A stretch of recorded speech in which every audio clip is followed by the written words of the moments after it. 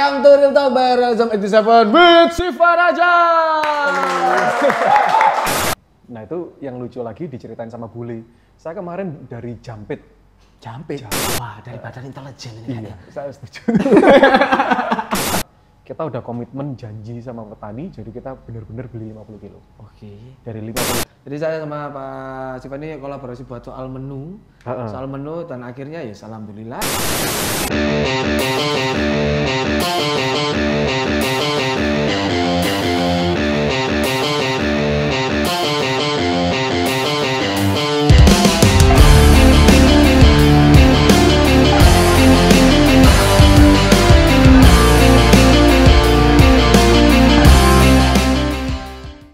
Assalamualaikum warahmatullahi wabarakatuh. Welcome to Real Talk by Razam 87 with Siva Raja.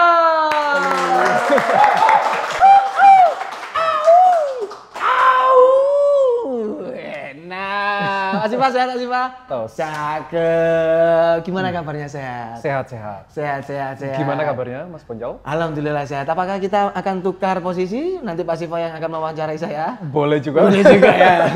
Karena kalau kalian tahu, real people yang ada di rumah, Pak Siva ini sangat aktif banget di salah satu akun sosial medianya. Selalu live Instagram untuk membagikan tips dan trik tentang bisnisnya, apalagi tentang kopiannya. Luar biasa sekali. Karena kenapa? Karena ilmu pasti harus dibagikan ke Pak Siva ya. Bener. Ngomong-ngomong soal ilmu ini, emang awal dari karir Pak Siva itu di mana sih? Emang langsung di kopi atau di mana? Kopi itu hobi untuk saya. Saya itu aslinya insinyur yang mengubah haluan hidup menuju ke kopi. Berarti teknik dulunya? Teknik industri, kuliah di Australia. Di awal tahun 2000-an. Waktu itu kopi Indonesia terkenal sekali di Australia. Jadi ada daerah-daerah penghasil kopi yang waktu SMA di pelajaran geografi kita nggak pernah dengar nama-nama daerahnya itu, taunya di Australia. Nah itu yang lucu lagi diceritain sama Bule. Saya kemarin dari Jampit. Jampit mana ya? Jampit itu Kak, konotasi kita pengumpatan. Iya. Oh Jampit itu. Iya. Tapi pikiran di kepala Jampit mungkin dia. Terus cek di internet, kopinya beda. Ternyata ngobrol lagi sama barista Jampit, dia ngomongnya Jampit with J not G gitu, with not D. Terus habis itu ngecek lagi, oh ternyata ada perkebunan kopi namanya Jampit, Java Jampit di Jawa Timur. Nah dari situ tahu, wah ternyata kopi Indonesia luar biasa di luar negeri, tapi kita bukan raja di negara sendiri. Oh makanya mungkin alasannya dulu apa nyambung nggak sih ketika dulunya para penjajah untuk cari rempah-rempah itu lokasinya itu disembunyikan, akhirnya yang tahu cuma orang luar gitu? Enggak kayak gitu. Cuma memang ada ilmunya sebenarnya untuk menentukan di mana pohon kopi mesti ditanam. Jadi nggak mesti di pegunungan gitu, nggak bisa. Dia mesti kena sinar matahari berapa persen. Dia mesti timurnya sebelah mana, baratnya sebelah mana. Nggak bisa asal nanam. Nanam bisa, cuma hasilnya nggak bisa optimal. Nah ini kan Pak Siva kan dulunya teknik industri nih, baru mempelajari kopi justru di Australia. Siapa mentornya Pak? Mentornya adalah internet.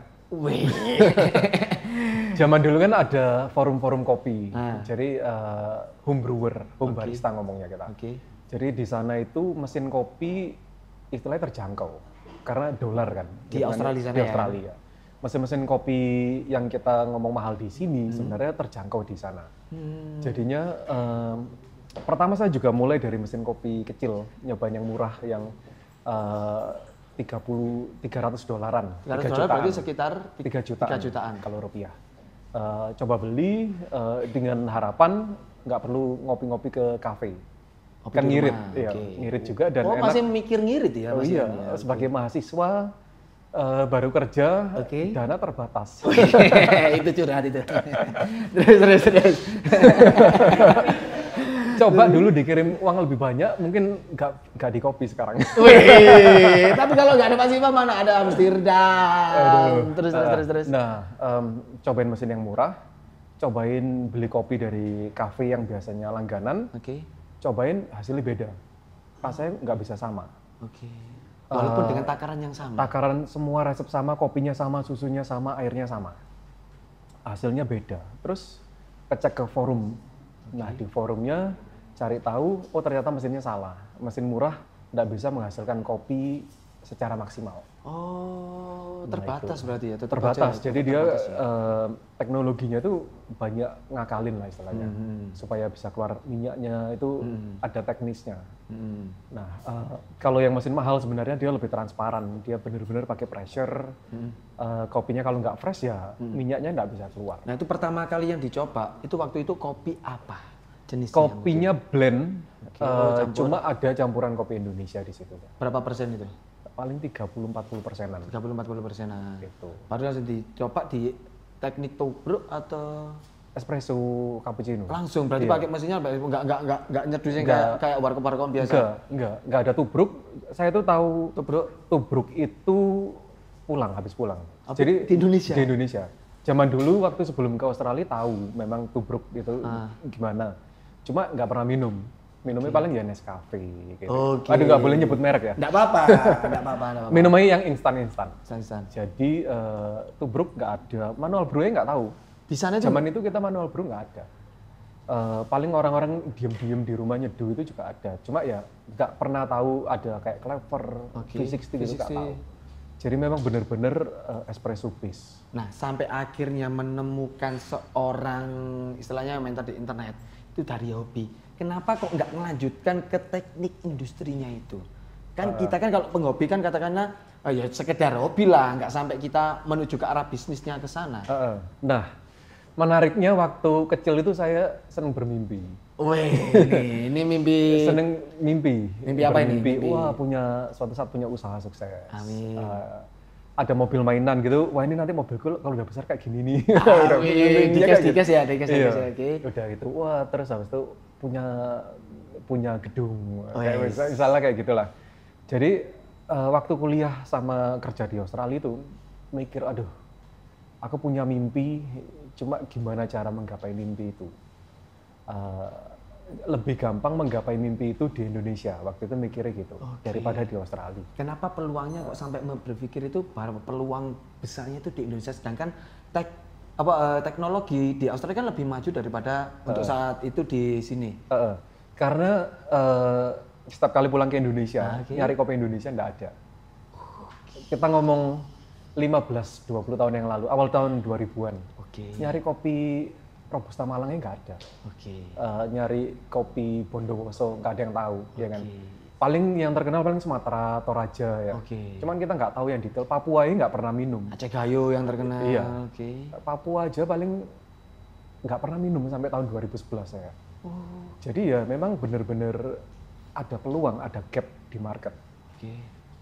Yang lebih mudah nyari kopi luar daripada kopi Indonesia di Indonesia. Dan justru orang luar, orang Australia pakai kopinya kopi Indonesia. Kopi Indonesia, ya. Kok jadi, bisa sampai tahu informasi ke sana itu gimana ya? Kayaknya ada bocoran informasi. Wah, dari badan intelijen ini. Iya, saya setuju. Emangnya dulu Australia tinggalnya di mana, Pak? Tinggal di Sydney. Di sini, oh ya deket sama kos-kosan saya. Dekat itu. Cuma saya waktu itu lagi sama kayak Pak Siva, mimpi, pingin ke sana. Cuma kok rezekinya di Pak Siva gitu. Gitu. Cuma mimpi. Akhirnya semoga habis ini tercapai lah ya. Iya. Kita nanti ke sana bareng-bareng ya.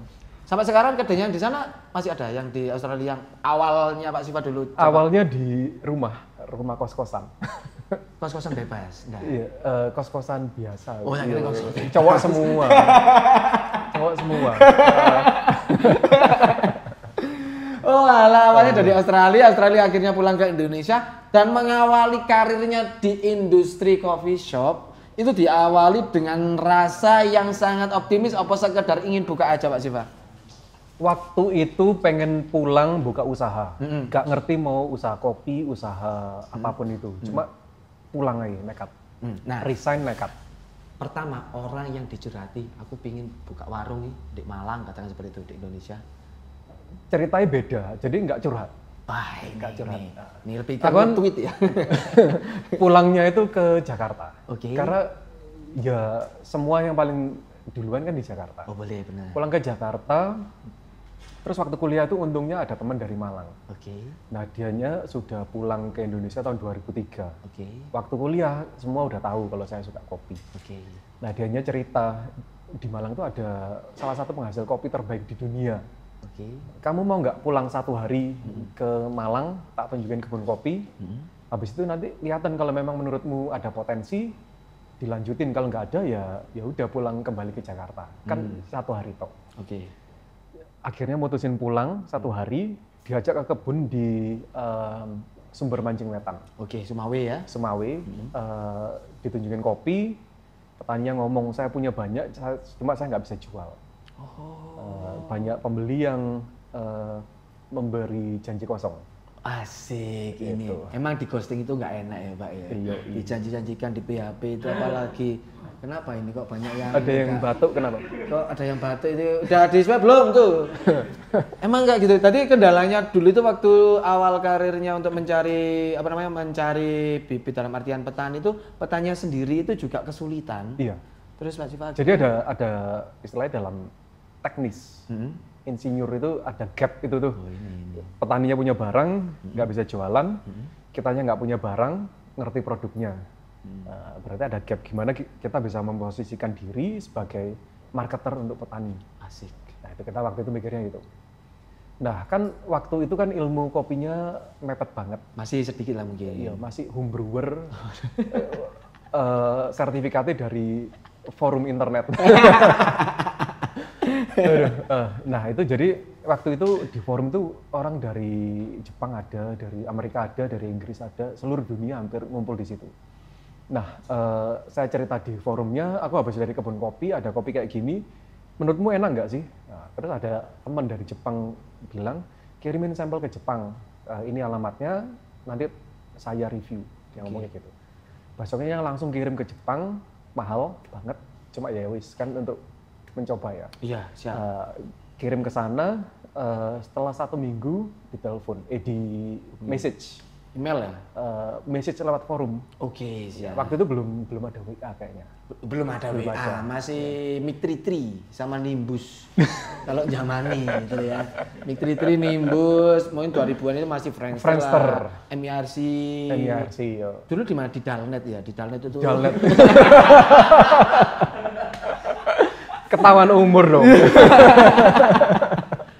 Terus habis di message di sebuah forum. Habis 1 minggu dapat message. Dia ngomongnya, kamu stoknya ada berapa banyak? Langsung tanya gitu. Iya. Aku enggak. Aku tadi nanyain enak apa enggak. Aku kan ngomong gitu. Kamu ada berapa banyak? Aku suka banget kopinya. Terus aku ngomong, enggak dijual ini cuma untuk tak coba-coba toh. Ngomongnya gitu. Terus habis itu, wah ternyata kopinya luar biasa. Jepangnya mau ngambil. Mau ngambil, oke. Nah itu, seminggu kemudian, kan habis itu kan pulang ke Jakarta. Oke. Pulang ke Jakarta, balik lagi ke Malang. Ke Malang, oke. Itu tuh ada pertemuan Gapoktan, gabungan kelompok tani di Malang Selatan.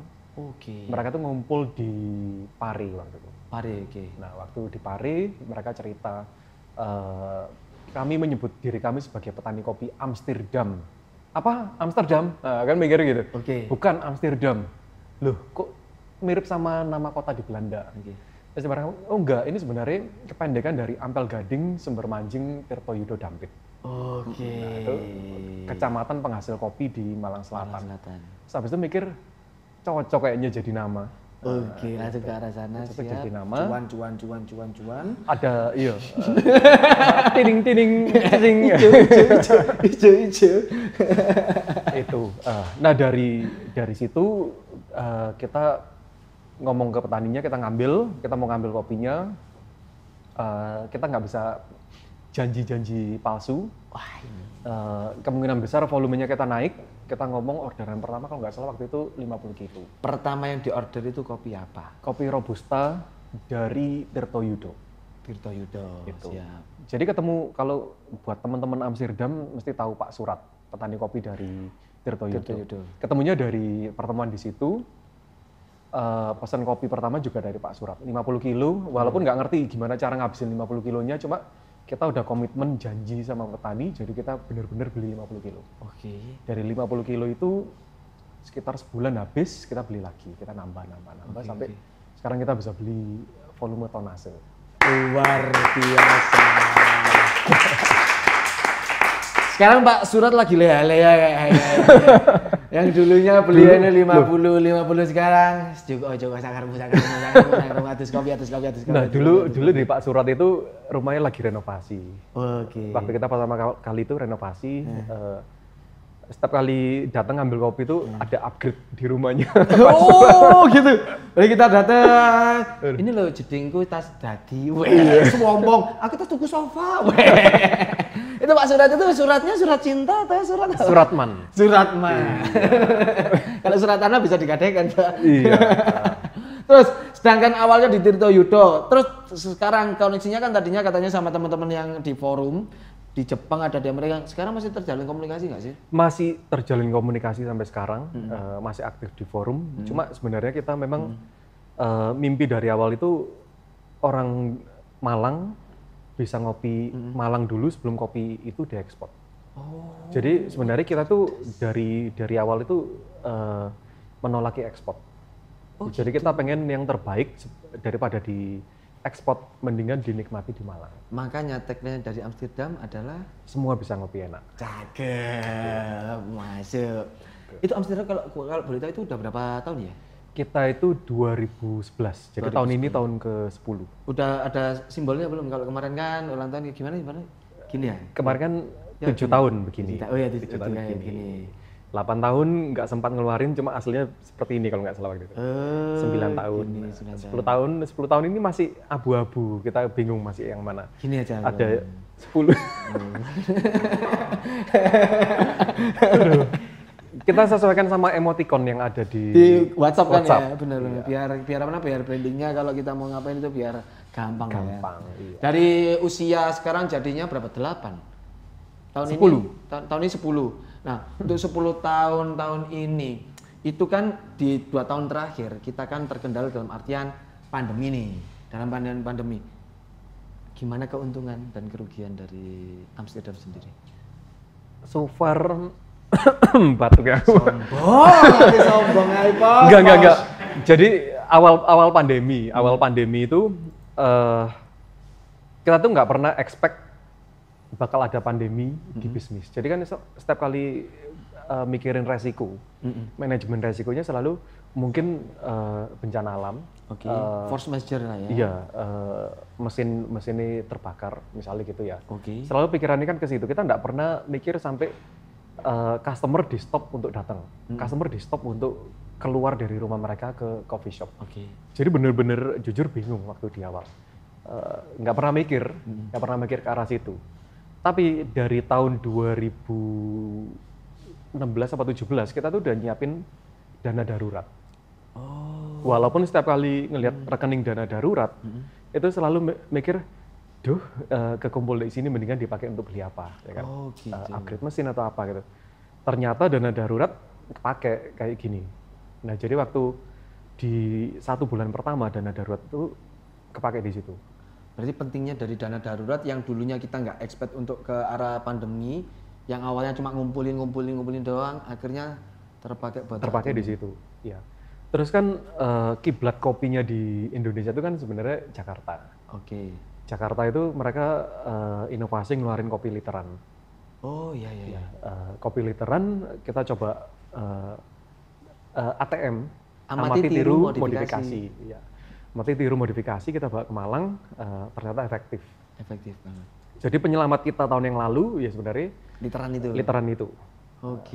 Tapi sewaktu itu sambil mikir juga, gimana caranya bisnis ini bisa, kita bukan ngomong survive toh, tapi gimana kita bisa sebenarnya bahasa Inggrisnya thriving selama pandemi ini. Kita melihat industri airlines, itu mereka tuh prediksi 2023 baru recover. Cuma kayak Garuda, kayak AirAsia tuh mereka nggak memutuskan untuk kita tutup, nanti 2023 kita buka lagi. Kan nggak. Mereka tetap mencari cara gimana caranya masih tetap bisa profitable. Bukan cuma bertahan toh, tapi profitable setelah paling 2 bulan, 3 bulan bertahan. Nah kita ganti pola pikir ke sana. Jadi kita tahun yang lalu ngeluarin yang home delivery, online-nya diperkuat, GoFood, GrabFood yang dulunya kita nggak pernah ada promo, jadi ada promo. gimana cara memperkuat member di Instagramnya kita. Jadi setiap kali kita ada sesuatu, mereka memang antusiasme untuk mencoba. Sampai kolaborasi gitu. Kolaborasi, iya. Kolaborasi. Iya. Dulu saya pernah salah satu ojek online ya. Jadi saya sama Pak Siva ini kolaborasi buat soal menu. Soal menu dan akhirnya ya alhamdulillah menunya ada sampai sekarang saat ini. Sampai sekarang ada. Mantap. Ya. Namanya apa dulu? Sally Boncel. Iya. Kopi sejuk jelly ala Boncel. Iya. Pak Siva, kalau kita ngomongin soal bisnis, awal kelihatan bahwa profit banget di Amsterdam yang awalnya hanya satu ruko kan kalau nggak salah. Awalnya hanya satu ruko sampai akhirnya menuju ke gerai ada banyak. Ada berapa gerainya sekarang? Kita ada Suhat, Mergan, Joyo, Kepanjen, sama ada di Latarijan Secret Garden. Untuk di luar Malang? Luar Malang ada di Kepanjen. Itu Kabupaten Malang. Ya opo iki kan sing iso diparani. Luar Malang semoga dalam waktu dekat. Amin. Karena kenapa? Karena rata-rata kalau kalian istilahnya itu masyarakat atau mahasiswa Kota Malang, Amsterdam itu istilahnya itu kopinya terjangkau, tapi ku rasanya gak neko-neko gitu loh. Rasanya itu enak nemen, sumpah apa kopi seenak iki ku rasane semurah iki dan harga murah iki bukan soal murahan, tapi emang bener-bener rasane iku yo enak banget iki enak banget gak percaya iki salah satu produk yang tak favoritnya ya iki kopi sejuk. Diminum. Itu minum kopi dulu sebentar. Iyalah, itu paling Piccolo lah paling. Dragon Ball Piccolo. Iya.